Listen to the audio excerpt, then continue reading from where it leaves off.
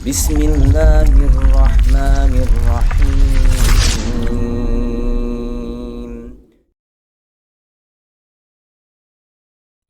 Assalamualaikum warahmatullahi wabarakatuh. Innal hamdalillah nahmaduhu wa nasta'inuhu wa nastaghfiruh wa na'udzu billahi min syururi anfusina wa min sayyiati a'malina. May yahdihillahu fala mudilla lahu wa may yudlil fala hadiyalah. Asyhadu an la ilaha illallah wahdahu la syarika lah wa asyhadu anna Muhammadan abduhu wa rasuluh la nabiyya ba'dah. Allahumma salli ala Muhammad wa ala ali Muhammad kama sallaita ala Ibrahim wa ala ali Ibrahim wa barik ala Muhammad wa ala ali Muhammad kama barakta ala Ibrahim wa ala ali Ibrahim innaka Hamidum Majid. Bapak Ibu jamaah Masjid Sulaiman Arif Abdillah rahimakumullah. Alhamdulillahirabbil alamin. Pada kesempatan yang berbahagia ini, Selasa ba'da subuh, Allah Subhanahu wa taala masih mempertemukan kita, mengumpulkan kita kembali dalam pembelajaran bersama kita, dan nikmat yang besar ya, yang Allah karuniakan kepada kita, alhamdulillah masih dikaruniakan Allah Subhanahu wa taala, yaitu berupa nikmat iman, Islam, kesempatan, kelapangan, rezeki, dan masih banyak lagi yang tentunya kita tidak dapat menghitungnya. Semoga nikmat-nikmat yang baik, nikmat-nikmat yang membahagiakan ini senantiasa ada pada diri kita hingga kita berjumpa dengan wajah Allah Subhanahu wa taala. Bapak Ibu rahimakumullah, pada kesempatan ini kita akan belajar bersama berkenaan dengan kitab Sahih Bukhari Muslim, melanjutkan pembelajaran bersama kita pada Selasa pada subuh yang lalu, masih dalam bab iman ya. Kita melanjutkan hadis yang alhamdulillah kemarin sudah sampai ke hadis nomor 56 ya. Oh ngapunten, 55. Sedikit mereview ya, berkenaan dengan tujuh dosa-dosa besar ya, yang Rasulullah Shallallahu Alaihi Wasallam ya, menyabdakan bahwasanya ketujuh dosa besar ini adalah dosa yang bisa membinasakan, menyebabkan seseorang itu masuk neraka atau dilaknat oleh Allah Subhanahu wa taala. Kami ulang ya, yang pertama yaitu menyekutukan Allah. Ini mutlak ya, menyekutukan Allah atau syirik, menganggap ada kekuatan yang lain, ada daya upaya yang lain selain dari Allah Subhanahu wa taala. Yang kedua, melakukan perbuatan sihir yaitu mendatangi dukun-dukun ya, atau bekerja sama dengan bangsa jin, nah ini dilarang. Yang ketiga, membunuh manusia yang diharamkan oleh Allah melainkan dengan hak. Ini sembarangan membunuh orang, ini tidak boleh, atau menghilangkan nyawa orang dengan tanpa apa yang diperbolehkan oleh Allah Subhanahu wa taala. Yang keempat, memakan harta anak yatim. Yang kelima, memakan harta riba. Ini susah ini, zaman sekarang riba sudah merajalela. Bahkan Rasulullah Shallallahu Alaihi Wasallam pernah bersabda bahwasanya sebaik-baiknya orang yang ada pada zaman itu, zaman riba nih, itu tetap tidak akan selamat, meskipun itu hanya terkena debunya riba. Ya mungkin dia bertransaksi tanpa ia sadari apa yang ia transaksikan itu nyenggol atau masih bercampur dengan riba. Yang keenam, lari dari medan pertempuran. Nah, ini juga dilarang. Kemudian yang ketujuh, memfitnah perempuan yang baik ya, memfitnah atau menuduh perempuan yang baik telah berzina. Ini dilarang. Wanita itu di dalam Islam terhormat, dilarang untuk menuduh sembarangan, memfitnah sembarangan tanpa ada bukti, tanpa ada saksi. Bapak Ibu rahimakumullah, kita lanjutkan pada hadis berikutnya. Diriwayatkan dari Abdullah bin Amru bin Ash radhiyallahu anhuma, katanya Rasulullah Shallallahu alaihi wasallam bersabda, di antara dosa-dosa besar ya, ialah seorang lelaki mencerca kedua orang tuanya. Para sahabat bertanya, wahai Rasulullah, apakah akan terjadi seorang lelaki memaki kedua orang tuanya? Rasulullah Shallallahu alaihi wasallam menjawab dengan bersabda, ya, seorang lelaki yang memaki bapak ya, laki lain ya. Jadi seorang lelaki memaki bapak lelaki lain. Maksudnya yang dicela atau yang dimaki itu sakjane bukan bapak dewi, tapi bapaknya orang lain.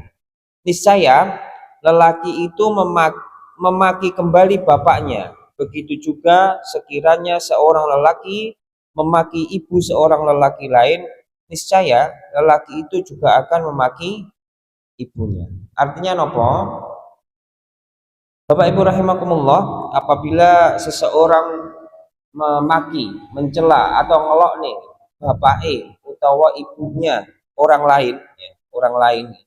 Tentunya apabila orang lain ini punya keturunan, nah, tentunya kan nggih pegel, kan nggih dongkol, nah, itu dimungkinkan atau bisa jadi keturunannya ini juga akan memaki bapaknya atau ibunya yang sudah memaki bapaknya atau ibunya tadi. Jadi gantian bahasanya bahasanya gantian.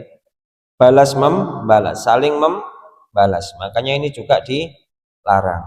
Ucapkan kalimat-kalimat yang thayyib, kalimat-kalimat yang baik, atau diam. Diam itu nggih angel. Diam itu nggih angel. Apalagi kalau seseorang itu sudah dimaki lah bahasanya gitu, dimaki, dicela oleh orang lain ya. Kemudian badhe bales niku sok-sok nggih wangel karena alhamdulillah di hati niku perbendaharaan kata-kata yang buruk itu kan sok-sok nggih boten enten nggih. Tiap tak bales piye ngoten nggih bingung gitu. Nah, niku lebih baik di diam. Wis napa niku kita bersabar.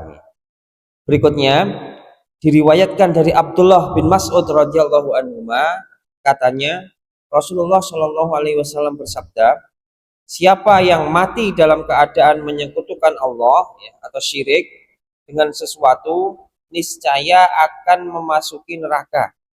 Maka aku berkata, yaitu perawi hadisnya tadi, aku dan orang-orang yang tidak mensyirikkan Allah dengan sesuatu akan memasuki surga. Bapak Ibu rahimakumullah, seperti yang sudah kita bahas pada pertemuan yang lalu, bahwasanya dosa yang paling besar itu ya adalah syirik. Ini maksudnya bagi orang Islam nih, bagi orang kafir nih, jelas kekafirannya terbawa sampai mati, kekafirannya pasti masuk neraka. Tapi bagi orang Islam atau orang yang sudah masuk Islam ya, itu yang sudah bersyahadat lah bahasanya ngoten, itu dosa yang paling besar adalah syirik. Sudah bersyahadat, sudah mengakui ya bahwa tiada Tuhan selain Allah, sudah mengakui bahwasanya Rasulullah Shallallahu alaihi wasallam itu adalah utusan Allah, kok masih syirik, masih mengakui, masih mencari kekuatan yang lain, upaya yang lain, daya yang lain yang selain daripada itu. Nah, ini yang disebut dengan syirik. Misalnya mendatangi danyang-danyang, mendatangi dukun-dukun, atau mempercayai benda-benda itu memiliki kekuatan. Kalau misalnya dulu itu saya pernah lihat apa niku keris ngoten ditekne saged munyer dhewe. Nah, ini kalau kita meyakini ada benda-benda ya atau ada tempat-tempat yang dikeramatkan itu memiliki kekuatan atau bisa menimbulkan ya kemadharatan bagi kita, bisa menimbulkan keburukan bagi kita, kita meyakini hal itu, maka itulah syirik. Maka segeralah beristighfar, mohon ampun pada Allah Subhanahu wa taala. Tidaklah semua itu, baik itu kemudaratan, keburukan ataupun kebaikan, ya, keselamatan, itu semua datangnya dari Allah. Manusia, para jin, ya, para malaikat, dan apa yang ada seluruhnya di langit dan bumi ini semuanya adalah makhluk Allah Subhanahu wa taala, ya. Dan tentunya karena sebagai makhluk, ya, maka apa yang terjadi itu pasti seizin Allah Subhanahu wa taala. Karena Allah melarang kita untuk melakukan kesyirikan, maka segenap daya upaya kita harus berusaha untuk menghindarinya, menjauhinya, ya. Jadi kok ketoke napa niku berbau kesyirikan atau mungkin kita ragu, nah itu sebaiknya kita tinggalkan, ya. Karena ingat bahwasanya syirik itu adalah dosa yang paling besar. Dosa yang paling besar. Lek terbawa sampai mati, pasti di neraka tempatnya. Meskipun orang Islam, meskipun sudah bersyahadat, tapi masih syirik, masih menyekutukan Allah, masih mempercayai ada kekuatan selain dari Allah Subhanahu wa taala, masih meyakini bahwasanya ada keburukan, ada kebaikan yang datang bukan dari Allah Subhanahu wa taala, maka tempatnya di neraka. Maka segeralah beristighfar, tinggalkan jauh-jauh. Dan sebaliknya, orang yang tidak melakukan kesyirikan, itu memasuki surga atau tempatnya di surga. Berikutnya diriwayatkan dari Abu Dzar radhiyallahu anhuma, katanya Nabi Shallallahu alaihi wasallam bersabda, Jibril, malaikat Jibril telah mendatangi aku lalu memberitahu berita gembira, yaitu siapa yang mati di kalangan umatku dalam keadaan tidak menyekutukan Allah dengan sesuatu, niscaya dia akan dimasukkan ke dalam surga. Aku bertanya, walaupun dia berzina atau mencuri, ya, Rasulullah Shallallahu alaihi wasallam bersabda, walaupun dia berzina dan mencuri. Bapak Ibu rahimakumullah, ini tentunya sesuatu yang sangat berat, sesuatu yang tidak bisa diremehkan, sesuatu yang tidak bisa dipandang sebelah mata, yaitu perkara kesyirikan. Bahkan orang yang berzina atau mungkin pezina, bahkan seorang pencuri, ya seorang pencuri, maling atau koruptor, itu meskipun dia sudah melakukan perbuatan-perbuatan yang tercela, ya, bisa jadi itu tercela menjadi keburukan di tengah masyarakat, tetapi kalau dirinya itu bersih dari kesyirikan, ya, dia tidak menyekutukan Allah dengan sesuatu apapun, maka tempatnya di surga. Padahal pun zina, padahal pun maling, tapi ia akidahnya murni, ya, hanya mengesahkan Allah Subhanahu wa taala, meyakini tidak ada kekuatan selain dari Allah Subhanahu wa taala, maka tempatnya di surga. Sebaliknya, apik wong di masyarakat apik, zina moh ndak tahu, maling ndak tahu, gitu. Semua pokoknya maling kuwi menyengsarakan orang lain, ndak mau. Korupsi ndak mau, korupsi moh. Napa malih sing welek-elek napa malih? Mabuk ndak mau. Pokoknya mau limo moh kabeh. Tapi kok syirik, itu tempatnya di neraka. Ini Bapak Ibu rahimakumullah, penekanan yang Allah dan Rasulnya berikan betapa besarnya dosa syirik. Itu dosa yang paling besar, yaitu kesyirikan. Ini harus kita harus berhati-hati. Kesyirikan ini adalah dosa yang membinasakan. Seberapapun baiknya seseorang, ya, seberapapun terhormatnya seseorang, apabila ia syirik, maka kaplingnya di surga otomatis hapus.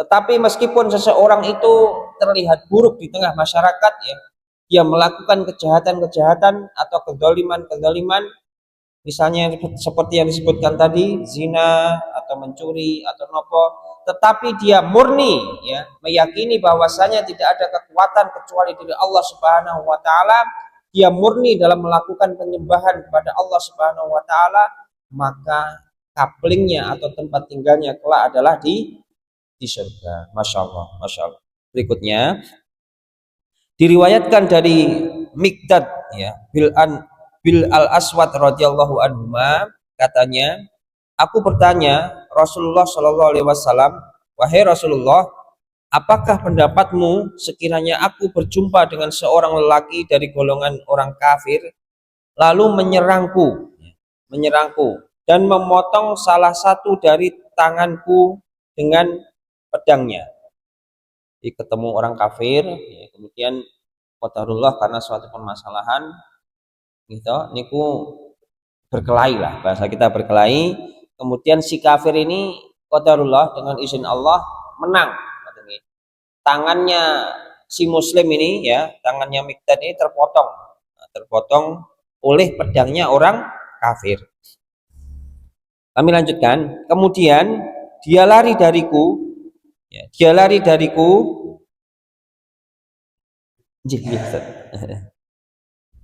kemudian dia lari dariku dan berlindung di sebalik sepohon kayu. Bermotong tangannya orang muslim, lari bersembunyi, lalu berkata ya, orang kafir tadi berkata, aku menyerah diri kepada Allah, aku menyerah diri karena Allah. Artinya nopo, orang kafir tadi bersyahadat setelah memotong tangannya orang muslim, lari bersembunyi, dalam persembunyiannya itu dia bersyahadat masuk Islam. Kemudian Miqdad bertanya kepada Rasulullah, apakah aku bisa membunuhnya setelah dia mengucapkan perkataan itu ya. Rasulullah Shallallahu alaihi wasallam bersabda, janganlah engkau membunuhnya. Miqdad tidak berpuas hati lalu membantah. Ini Miqdad nih, sahabat yang mulia ini bahasanya nggak terima nih. Lawongis tangan saya sudah terpotong tangan nek terpotong nek balik ini pripun mboten saged nih. Kok hanya gara-gara satu kalimat yaitu syahadat ya. Kemudian Rasulullah Shallallahu alaihi wasallam mengharamkan atau melarang untuk membalas, untuk membunuhnya. Kok penak men, nah bahasanya ngoten. Kami lanjutkan, wahai Rasulullah, lelaki itu telah memotong tanganku, kemudian telah mengatakan perkataan tersebut setelah memotongnya. Tangan saya sudah terpotong wahai Rasulullah, setelah memotong tangan saya dia bersyahadat. Apakah aku bisa membunuhnya? Rasulullah Shallallahu alaihi wasallam bersabda, janganlah kamu membunuhnya. Sekiranya kamu membunuh lelaki itu, sesungguhnya dia seperti kamu sebelum kamu membunuhnya, dan sesungguhnya kamu seperti dia sebelum dia mengucapkan perkataan tersebut. Subhanallah. Jadi memang di dalam berislam ini sangat berat, ujiannya sangat berat. Ini Rasulullah Shallallahu alaihi wasallam menjelaskannya. Kalau sampai sahabat tadi membalas dengan membunuh orang kafir yang sudah masuk Islam tadi, ngapunten, bukan membunuh, memotong tangannya ya. Orang kafir yang sudah masuk Islam, maka Rasulullah Shallallahu alaihi wasallam mengibaratkan bahwasanya sahabat tadi, Miqdad tadi ya, itu seperti kamu sebelum kamu membunuhnya. Maksudnya posisi orang kafir yang sudah masuk Islam tadi atau mu'alaf tadi, posisinya dia terdolimi seperti Miqdad yang sudah didolimi orang kafir tadi. Nah, sementara orang mu'alaf tadi ya, orang kafir yang sudah masuk Islam, apabila ia dibunuh oleh Miqdad ya, maka Miqdad ini posisinya ya, adalah seperti dia sebelum dia mengucapkan perkataan tersebut. Artinya apa? Bisa menyebabkan murtad. Nah, murtad. Artinya sebelum mengucapkan tersebut berarti kan masih kafir ya. Berarti kalau seorang muslim ya membalas membunuh seorang yang sudah masuk Islam atau membunuh sesama muslim, ini bisa menyebabkan murtad atau masuk ke dalam terjerumus ke dalam kekafiran. Makanya ini kita harus berhati-hati dalam bermasyarakat. Kita harus berhati-hati dalam bersosial dengan orang lain, agar tidak terjadi hal-hal yang tidak kita inginkan. Kedepankan kesabaran, insya Allah. Wah, alhamdulillah sudah sampai ke hadis nomor 60. Niki rotok panjang alon-alon nggih. Bismillah. Diriwayatkan dari Usamah bin Zaid radhiyallahu anhuma, katanya Rasulullah shallallahu alaihi wasallam telah mengutuskan kami dalam suatu pasukan. Kami sampai di Al-Huruqat, suatu tempat di daerah Juhainah pada waktu pagi. Aku berjumpa seorang lelaki. Lelaki tersebut menyebut kalimat syahadat. Ya. Maksudnya napa niku masuk Islam, bersyahadat. Ya, berjumpa dengan seorang lelaki, kemudian lelaki tadi bersyahadat, masuk Islam. Lalu aku menikamnya. Wah, ini jadi dalam peperangan nih, lawan orang kafir ya. Niku tiba-tiba tanpa ada angin, tanpa ada hujan nih. Si lawan ini tiba-tiba bersyahadat, tiba-tiba masuk Islam pada saat berperang lagi panas-panasi. Karena lagi panas-panasi, meskipun sudah bersyahadat, ini moro-moro ditikam, dibunuh. Aku menceritakan peristiwa itu kepada Rasulullah Shallallahu Alaihi Wasallam. Rasulullah bertanya dengan sabdanya, apakah kamu membunuhnya sedangkan dia telah mengucapkan kalimat syahadat? Aku menjawab, wahai Rasulullah, sesungguhnya lelaki itu mengucap demikian karena takut pada tebasan pedang. Nah, ini anggapan dari sahabat yang berperang tadi ya. Dikirone, oh ini musuh ini kok tiba-tiba mengucap syahadat, mungkin bisa jadi karena takut dengan pedang atau dengan senjata atau dengan huru-hara perang yang sedang berlangsung. Begitu perang kan wis mboten karo-karuan nggih, medenine nggih. Pedang kiwa tengen napa niku panah kiwa tengen wis mbuh engko sing kena sing ndi ya. Lawan ini tiba-tiba bersyahadat. Dikiranya napa niku takut.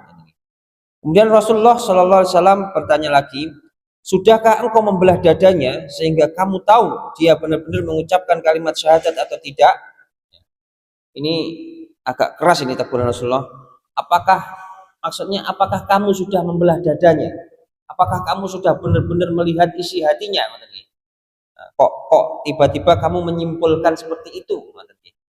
Padahal nggih kan nggih mboten mungkin dibelah dadanya pernah yo mati langsung. Sapi mawon nggih. Ini cuma teguran keras nggih. Rasulullah Shallallahu Alaihi Wasallam mengulang masalah itu kepadaku, ya, menyebabkan aku bercita-cita untuk menyerah diri. Ya. Pada ketika itu juga, Usamah menceritakan lagi saat telah berkata, demi Allah, aku tidak akan membunuh seorang Muslim sebagaimana yang telah dilakukan oleh orang yang mempunyai perut yang kecil, ya, yaitu Usamah. Usamah niki zaman dulu, ya, itu terkenal sebagai orang yang mempunyai perut yang kecil. Mungkin saking kurune wetenge cilik ngoten nggih. Usamah berkata lagi, seorang lelaki telah bertanya, tidakkah Allah telah berfirman yang artinya a'udzubillahi minasyaitonirrajim bismillahirrahmanirrahim, dan perangilah mereka supaya jangan ada fitnah dan supaya agama itu semata-mata untuk Allah. Jika mereka berhenti dari kekafiran, maka sesungguhnya Allah Maha melihat apa yang mereka kerjakan. Quran surah Al-Anfal ayat 39. Artinya apa? Allah Subhanahu wa taala yang Maha mengetahui. Manusia itu hanya melihat dohirnya, hanya melihat fisiknya. Kalau fisiknya atau mulutnya, lidahnya sudah mengucapkan syahadat, itu berarti sudah muslim. Tidak perlu kita wiki jangan-jangan atine urung bener-bener bersyahadat. Nggih sinten sing ngertos hatinya orang lain, kan betul saged nggih. Itu bukan ranah kita. Hati itu Allah Subhanahu wa taala sepenuhnya yang menguasai. Kita tidak bisa melihat hati seseorang itu pripun apa ngiwa apa nengen. Nah, ini tidak bisa. Kita melihatnya hanya dohirnya mawon. Kalau dohirnya sudah bersyahadat, dohirnya sudah mengucap sesuatu, ya itu yang kita nilai, itu yang kita yakini. Kami lanjutkan. Maka saat menjawab, sesungguhnya kami memerangi mereka supaya tidak terjadi fitnah, tetapi kamu dan para sahabatmu memerangi mereka untuk menimbulkan fitnah. Artinya apa? Kalau sudah bersyahadat kemudian dibunuh, ini bisa menjadi fitnah. Loh, kalau podo-podo Islamiai kok perang, podo-podo Islamiai kok saling berkelahi. Nah, ini kan tentunya fitnah. Kalau terjadi fitnah, maka yang senang sinten? Orang-orang kafir senang bersorak, makanya kita kedepankan saling menghormati dengan saudara-saudara kita sesama muslim. Jangan sampai berkelahi hanya karena perbedaan yang sedikit, ya. Kita sudah gontok-gontokan, kita sudah ayel-ayelan, kita sudah saling saniki usume mendemo atau menggeruduk. Bahasa Inggrisnya menggeruduknya. Ini tentunya tidak baik, bisa menimbulkan fitnah, ya. Maka yang seneng orang-orang kafir, musuh-musuh Islam itu melihat orang Islam berkelahi, melihat orang Islam saling berselisih, melihat orang Islam buatan rukun. Nah, ini harus kita hindari. Kita kedepankan, ya, sikap saling menghormati, karena perbedaan itu pasti ada. Bapak Ibu rahimakumullah, kita tidak akan bisa menghindarkan perbedaan. Selama syahadatnya sama, sholatnya sama, puasanya sama, zakatnya sama, kiblatnya atau hajinya sama, berarti dia masih seorang muslim, seorang Islam. Kalau amalan-amalan yang lain, ya, amalan-amalan yang sifatnya tidak bukan merupakan rukun Islam, ya itu pasti ada bedanya nanti, pasti. Karena hadisnya memang begitu. Rasulullah SAW sudah menyampaikan 1500 tahun yang lalu, ya, bahwasanya umat Islam ini akan terpecah menjadi 73 golongan. Terus tidak mungkin, jadi mau disatukan itu tidak mungkin. Karena kalau Rasulullah sampun dawuh itu pasti benar. Jadi mboten sah ngeyel, mboten sah ngotot, mboten sah berusaha gulung koming untuk menyatukan. Karena tidak mungkin, ya. Sudah disampaikan oleh Rasulullah Shallallahu Alaihi Wasallam. Maka kita kedepankan saling menghormati, saling menghargai, saling memaafkan, saling rukun sesama muslim. Kami lanjutkan. Diriwayatkan dari Abdullah bin Umar radhiyallahu anhuma, katanya Nabi bersabda, siapa yang menghunuskan pedang kepada kami, maka dia tidak termasuk dalam golongan kami. Artinya apa?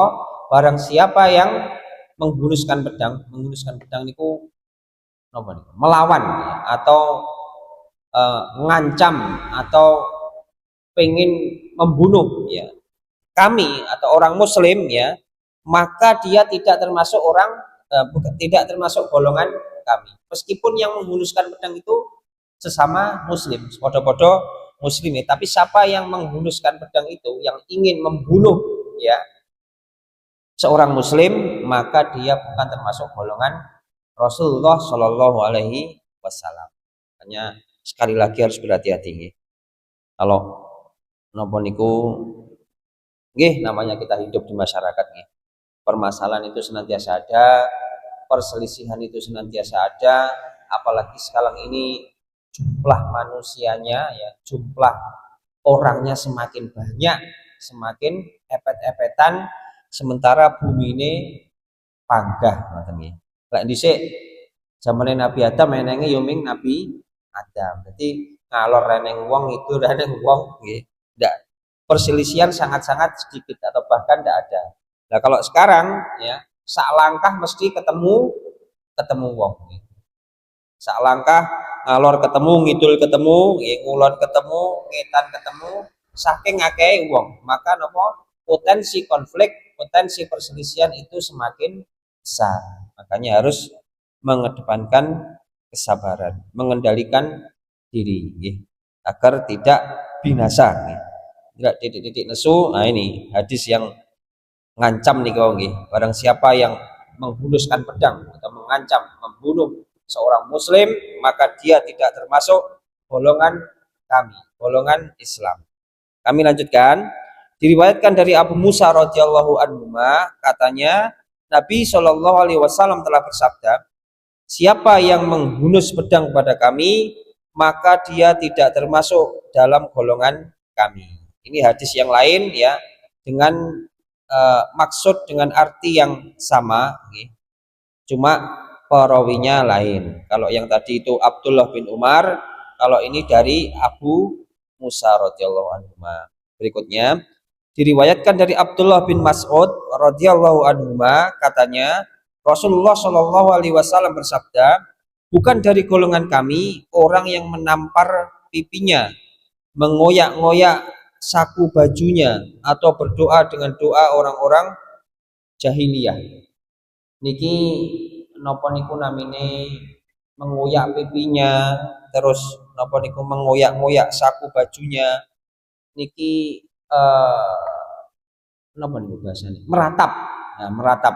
Jadi orang-orang jahiliyah niku meratapi sesuatu, entah itu kematian atau kehilangan nopo atau mungkin ditimpa sesuatu musibah nopo, niki berlebihan sampai nampari pipinya sendiri, terus klambine di suwek-suwek karo nangis-nangis ngoten nggih.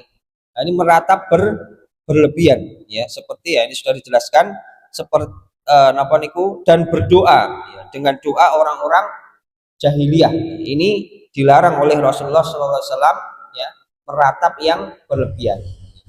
Karena ini merupakan kebiasaan dari orang-orang jahiliyah. Nggih, nangis niku nggih angsal, namine tiyang sedih nggih.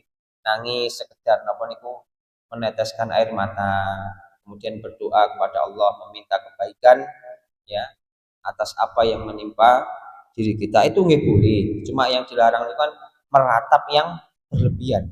Kados niki wau nggih. Sampai awake dhewe disakiti ngoten nggih. Klambine apik-apik disuweki, dikoyak ngoten nggih. Kemudian berdoa atau napa niku kutuk-kutuk nggih, mengutuki ya ngoten nggih. Seperti pada zaman jahiliyah, ini yang dilarang. Rasulullah Shallallahu alaihi wasallam mewanti-wanti, barang siapa yang melakukan seperti itu maka dia tidak termasuk golongan kami, tidak termasuk golongan orang-orang yang beriman. Alhamdulillah Bapak Ibu rahimakumullah, kita cukupkan pembelajaran bersama kita pada kesempatan yang berbahagia ini.